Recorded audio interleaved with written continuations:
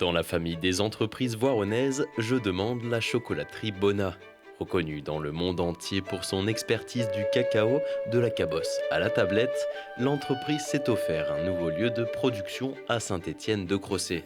Ici, pas de grosse production industrielle. Le chocolatier mise sur un savoir-faire artisanal.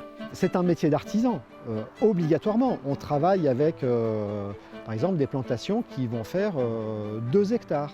Nous faisons à peu près 200 tonnes de produits à l'année. Un petit semi-industriel va faire 40 000 tonnes. Le plus gros chocolatier mondial fait en 20 secondes ce que nous faisons en une année. Stéphane Bona est le 11e dirigeant de l'entreprise familiale. Il entretient des liens avec les producteurs indépendants et s'engage à les payer jusqu'à 4 fois le prix du marché. Ma femme et moi nous déplaçons dans les plantations plusieurs fois par an, à la fois pour voir nos partenaires planteurs, parfois nos plantations, et puis nous assurer que les protocoles de fermentation, séchage sont bien adaptés aux récoltes en cours. Les fèves de cacao demandent un climat où la température reste au-dessus de 20 degrés tout au long de l'année. Alors, ce qui pousse à Saint-Étienne-de-Crossé, ce sont les sculptures en chocolat, les tablettes et les truffes. Alors ici on fait les truffes, c'est un bonbon de chocolat traditionnel qui est, comme tous les autres bonbons de chocolat à la maison, fait à la main. On a un petit peu cette espèce de dualité entre des méthodes qui sont vraiment ultra traditionnelles, qui ont un siècle et demi, et l'apport de nouvelles technologies, comme par exemple la découpeuse à jet d'eau. Le secteur de la chocolaterie connaît des difficultés depuis 2020.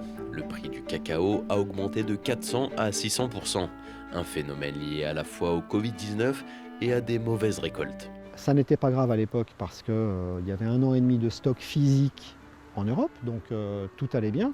Et puis normalement, il y a 3 récoltes excédentaires pour une récolte déficitaire. Sauf que depuis le Covid, il n'y a eu qu'une seule récolte excédentaire. Ce qui veut dire qu'il y a un manque de matières premières flagrant.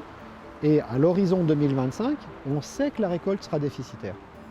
Donc il va manquer entre 400 et 700 000 tonnes de fèves par an.